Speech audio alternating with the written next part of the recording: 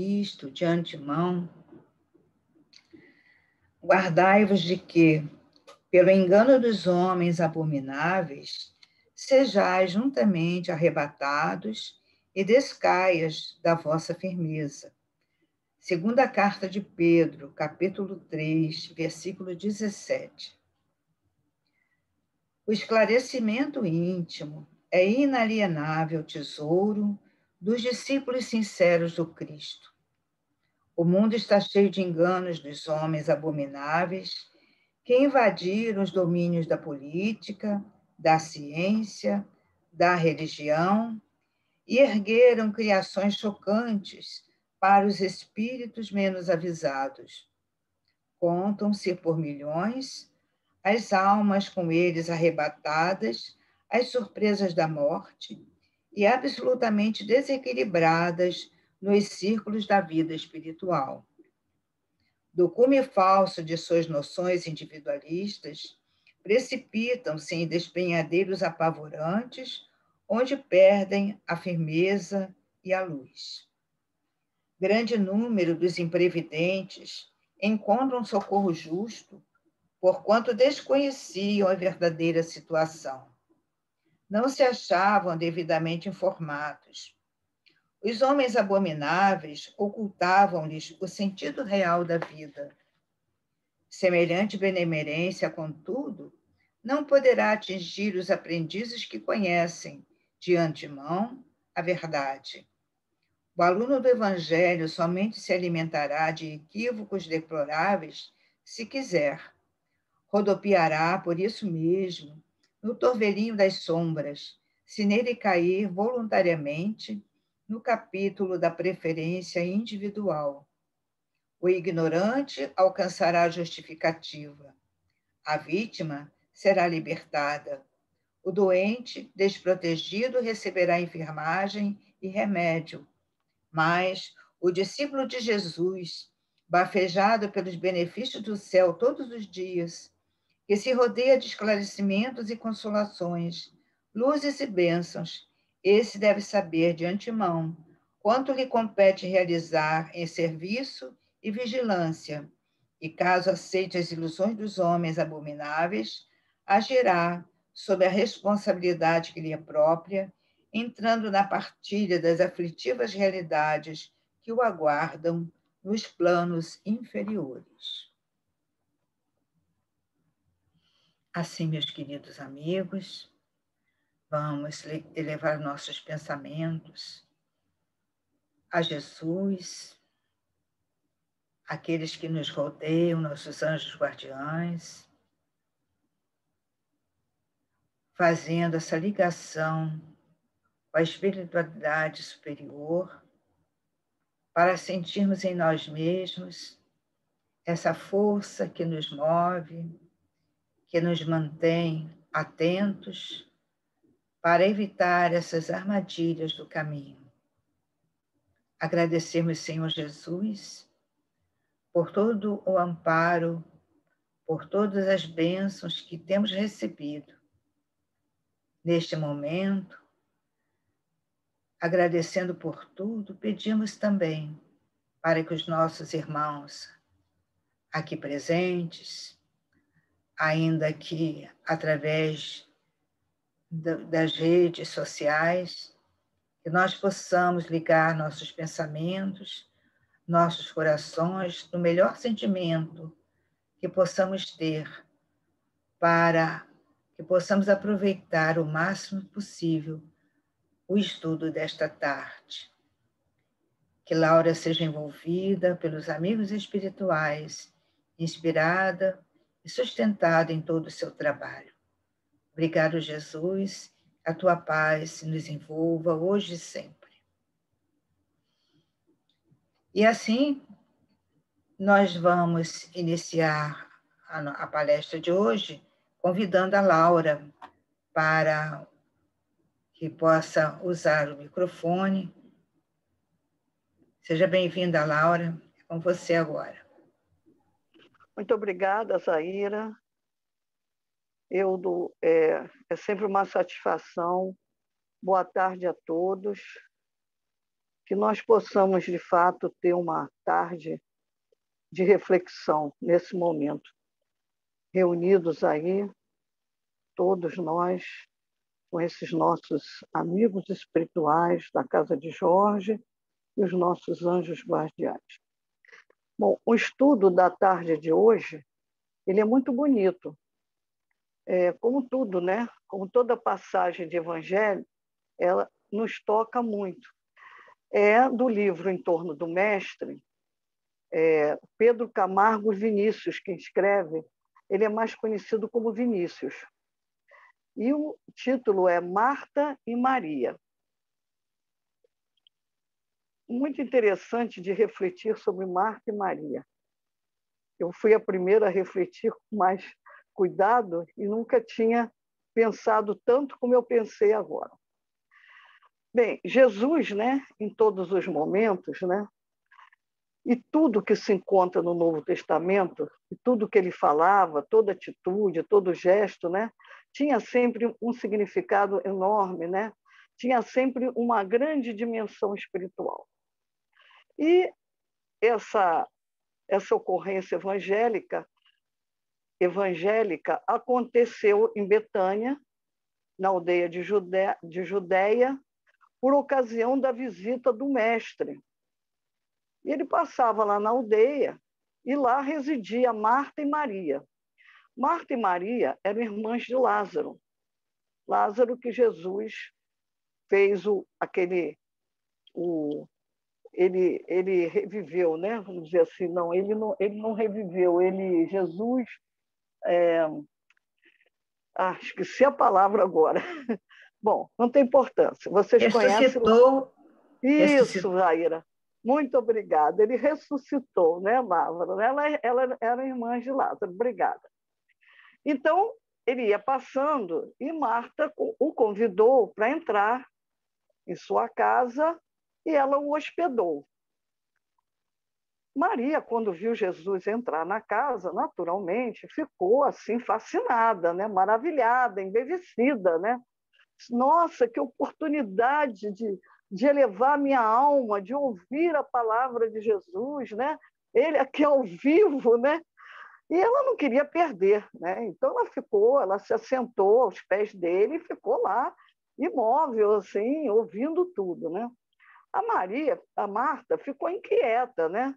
Ela começou a arrumar as coisas, ela estava sempre muito envolvida, né, com as lides domésticas, sempre muito envolvida com a arrumação, com a preocupação da casa, da vida, das coisas necessárias que ela precisava para viver, né?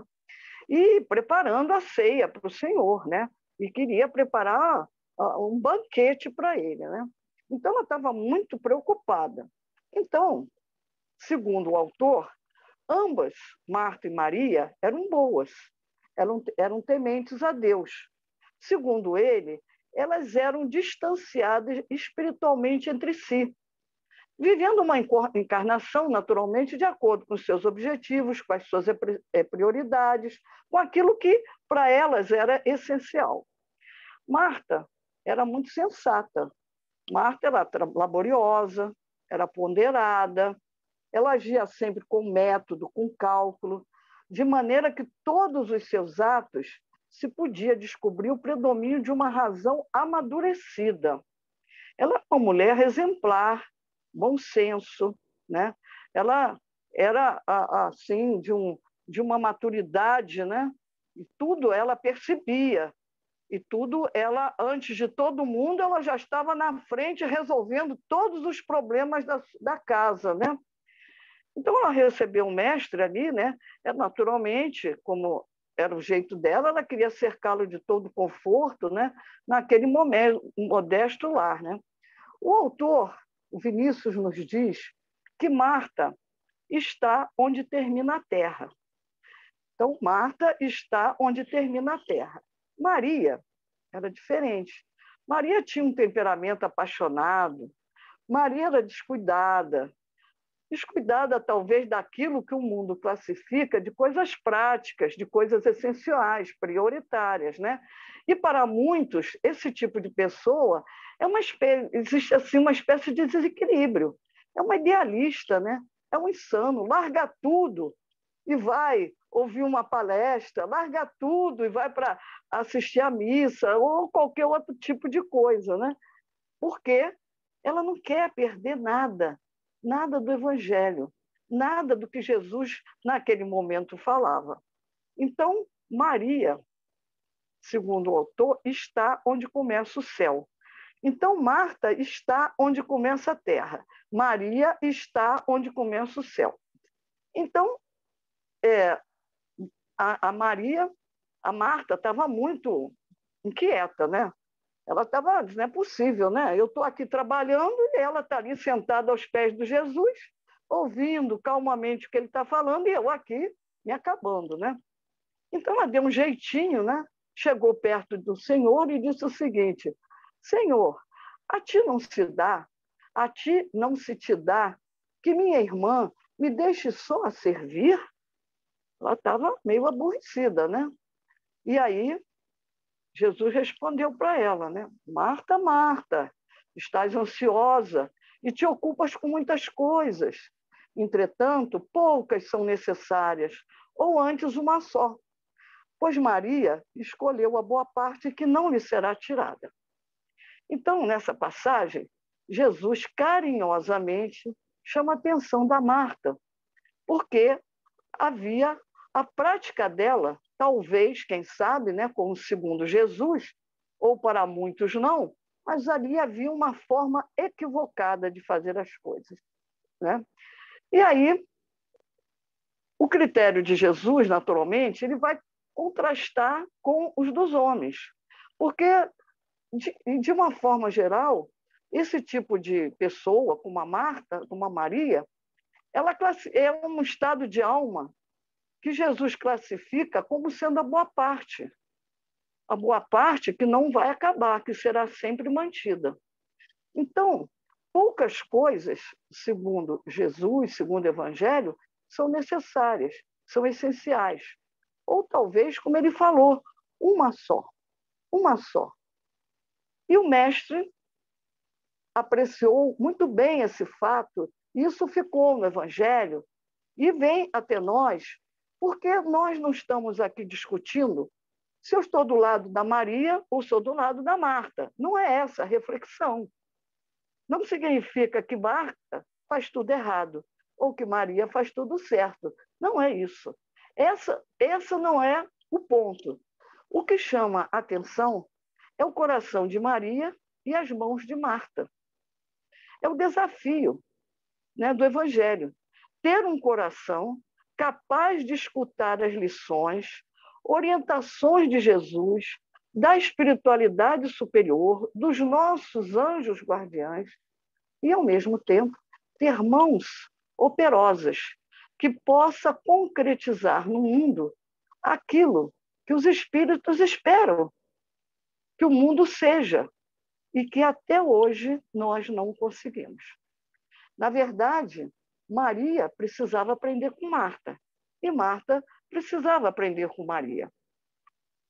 Então, nós vamos vendo que a lição fala da nossa caminhada, dos nossos objetivos, das nossas prioridades, da nossa evolução, que é lenta, é muito lenta.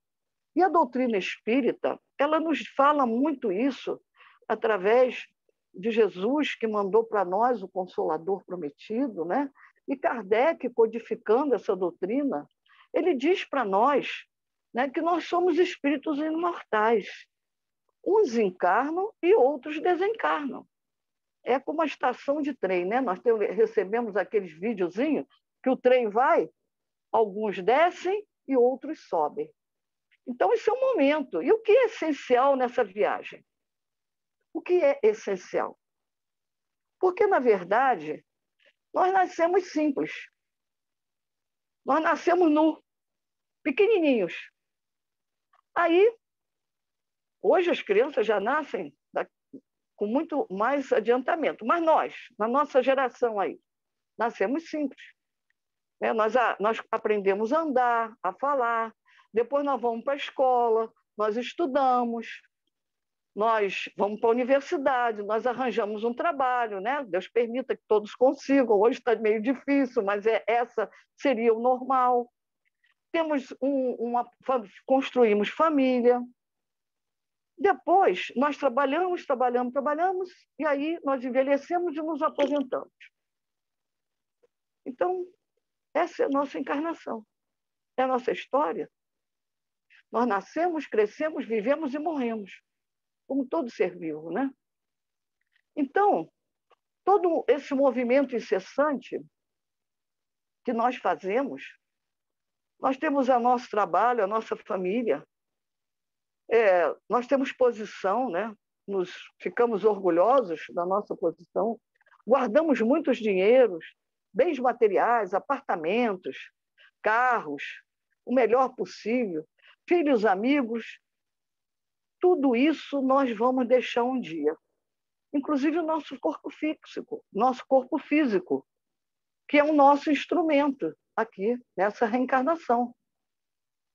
Então, nós deixamos tudo. E quando nós voltarmos, nós vamos encontrar nosso apartamento, as coisas que nós deixamos, se algum dia nós voltarmos? Não. Acabou. Não tem mais nada. Acabou. Fica para lá, para isso, para quem ficou aí.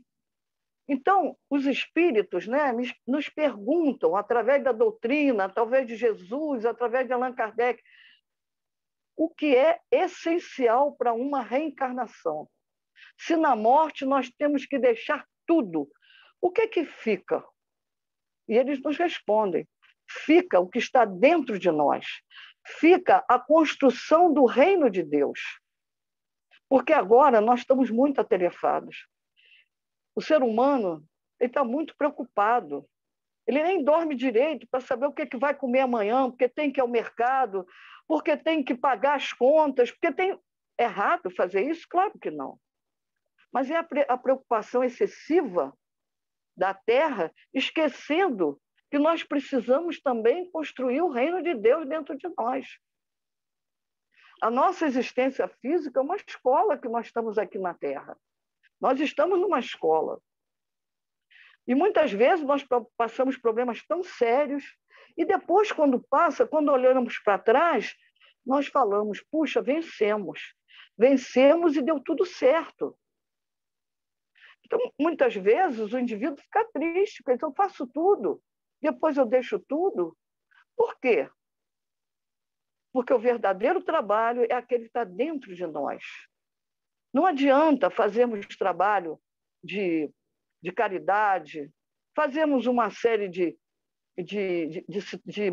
tarefas falando mal do outro, brigando com o outro, né?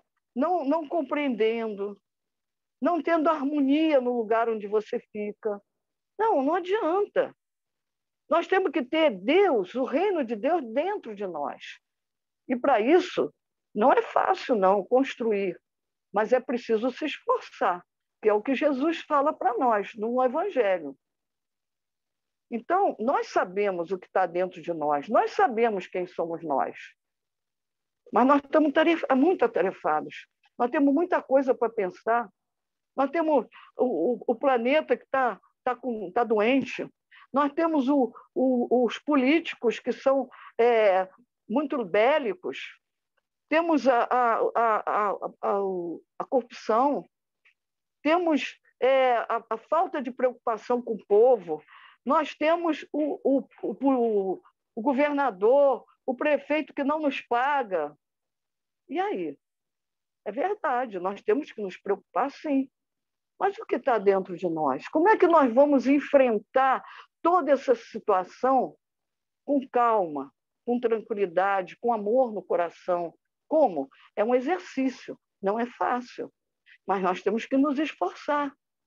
É isso que Jesus nos falou, é isso que a doutrina espírita nos fala, é isso que nos diz as bem-aventuranças. Porque o que nós aprendemos num grupo, seja num grupo religioso, num grupo de estudos, nós aprendemos, mas tudo na vida acaba. Acaba por quê? Porque se renova. Há uma renovação em tudo. A igreja de Paulo de Tarso, a Casa do Caminho acabou, ela se renovou pelo mundo afora. Né? A Igreja de Leão, fundada por Irineu Leão, discípulo de João Evangelista, acabou. Então, nós temos que tomar cuidado, porque muitas vezes nós nos achamos insubstituível. E quando chega alguém novo no grupo, nós reagimos. Nós nos desarmoniamos. E nós também acabamos discutindo um com o outro. Na nossa doutrina, ou no Evangelho de Jesus, não existe brigas, não existe desavenças. Nós temos que nos harmonizar conosco mesmo, com a nossa atmosfera. Nós temos que nos harmonizar. Porque, às vezes, nós acabamos vivendo como Marta, ansiosos o tempo todo, né? E não temos tempo de refletir, não podemos parar para ver Jesus. Nós estamos preocupados, sabe? E vocês imaginem, naquele momento, Jesus entrando na sua casa, Jesus, e ela preocupada em varrer a casa.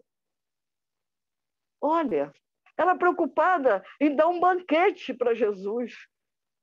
Ela não, sabe, somos nós que, às vezes, estamos distraídos. E nós não atentamos para esse detalhe.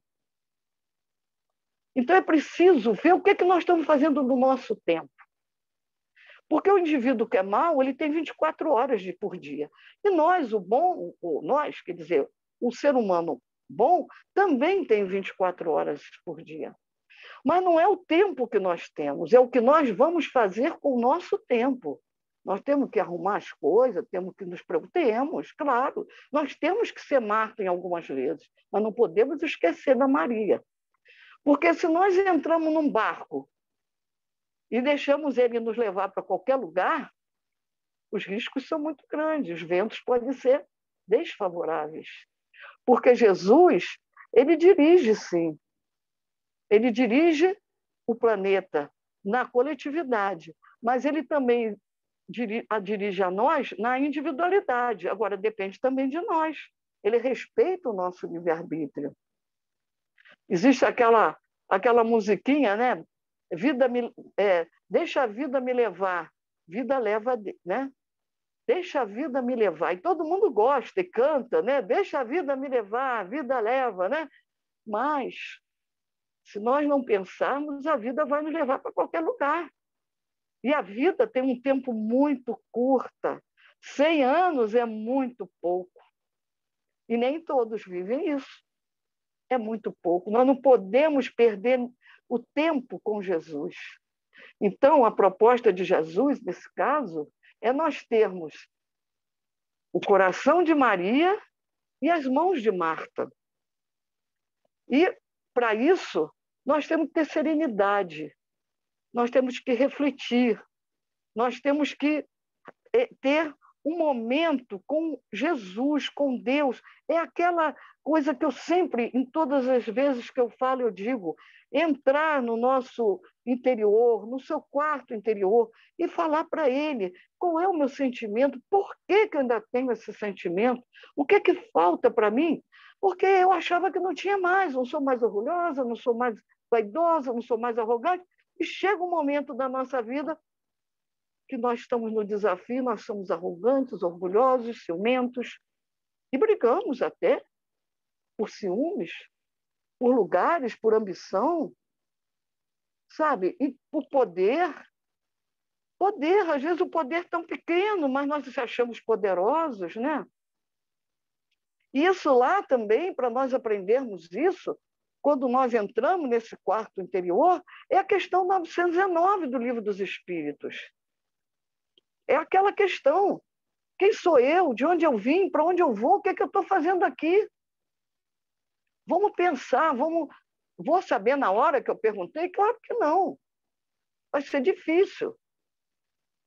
Eu vou aos poucos, é um processo lento, depende, às vezes, de muitas encarnações, mas é o esforço. E Jesus, ele quer que nós nos esforcemos.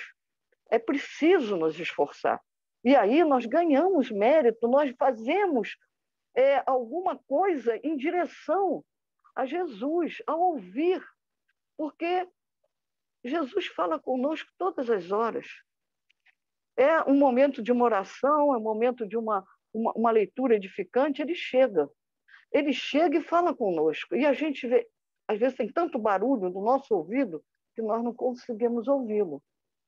Então não adianta ser pobre, ser rico, não adianta ter muitos conhecimentos, riquezas intelectuais acumuladas. Às vezes a gente estuda para quê? Tem que estudar para alguma coisa, para passar adiante, para fazer alguma coisa para o outro. Só para mim não adianta. Né? A gente tem que fazer algo, a gente tem que entregar o nosso coração para alguma coisa. Então, primeiro, é preciso que o homem veja e aprenda e reflita o que ele está construindo dentro dele, qual é o reino que ele está construindo dentro dele. É o reino de Deus? Então, não adianta você acertar ou errar. Não adianta. O que adianta, o que importa é que ele veja o que eu estou fazendo. Porque Jesus não disse, aquele que chegar para mim, aquele que chegar e você der comida, é a mim que você está dando. Você se vestir, é a mim que você está vestindo. Então, quando nós fazemos isso, só por uma brisa favorável, que eu costumo dizer sempre, né? É o universo conspirando a nosso favor. Às vezes a gente diz, nossa, aconteceu, não pensei, graças a Deus, né?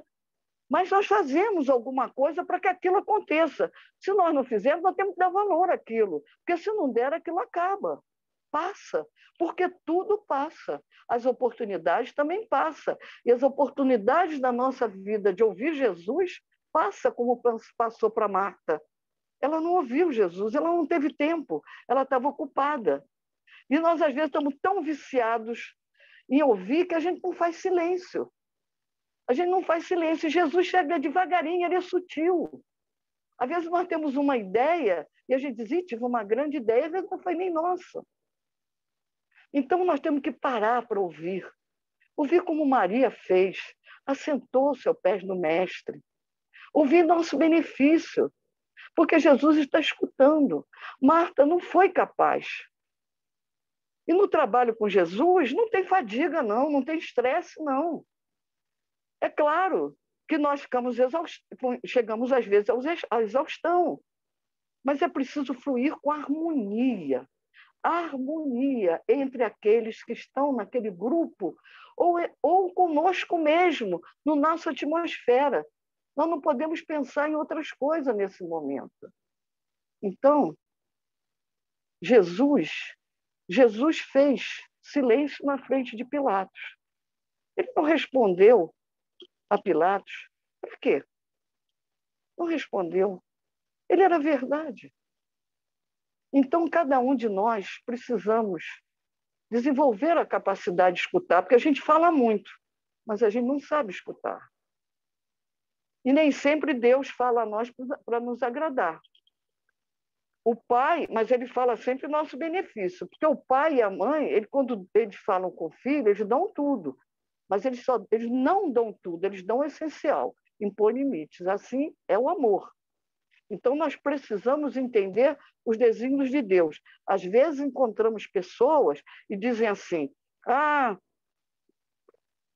eu faço tudo, eu vou na casa espírita, vou todas as noites lá, quando tem reunião, eu tomo passe, eu tomo água fluidificada, eu levo para casa, eu rezo, eu faço, eu aconteço. Aí tudo errado acontece na minha vida. Por quê? Não é possível, Deus não está vendo, aqueles espíritos daquela casa não estão vendo o meu esforço. Então, é a pergunta, para onde você está indo? O que é essencial e o que é prioritário? Nós precisamos entender os desígnios de Deus e nos resignar, porque às vezes acontecem coisas na nossa vida que nós achamos que foi muito ruim, mas a gente não sabe que lá na frente pode ter sido melhor para nós e para o outro. Então, vamos nos ser resignados diante de Deus. Não vamos ser bobos, né? Não é aquela coisa da humildade à servidão, não é isso. Sempre eu falo isso também, porque dá a impressão que nós queremos, temos que dizer amém a tudo. Não é. Então, precisamos entender as necessidades reais da vida, materiais, que são poucas, muitas fictícias, são puros, paixões, vícios, são infinitas. Vamos, então, pensar para nós o que é essencial. Vamos ser Maria em determinados momentos, vamos ser Marta, e vamos juntar as duas, e vamos colocar na nossa vida, e vamos colocar Jesus dentro do nosso coração para sempre, tá? Muito obrigada, Deus nos abençoe a todos. Nós agradecemos a Laura por esse estudo, essas reflexões, que realmente Marta e Maria, elas estão muito ligadas à nossa vida, ao nosso dia a dia, às nossas reflexões, né? Aquilo do qual nós temos nos alimentado diariamente, né? Muito obrigada, Laura. Eu que Então, agradeço. muito bom. Nós vamos, então, encerrando aqui uma prece a Deus, a Jesus, de agradecimento, e que cada um de nós, neste momento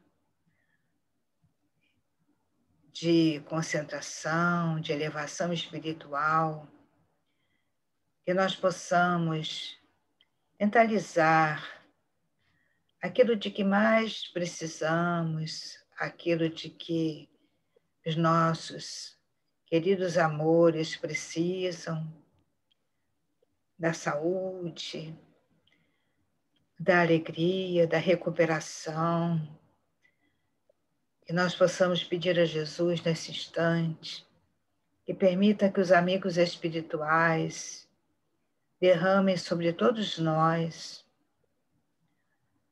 os fluidos necessários para o nosso equilíbrio físico, para o nosso equilíbrio espiritual. Agradecemos, querido amigo Jesus, por todos os benefícios que temos recebido, que recebemos agora, através dos amigos espirituais, e que possamos, Senhor, trazer no coração sempre este sentimento, essa vontade de cada dia conhecer um pouco mais do Teu Evangelho e, acima de tudo, procurar vivenciá-lo. Obrigado, Jesus. Obrigado aos amigos espirituais. Que a Tua paz, Senhor, esteja conosco. Graças a Deus. Graças a Deus.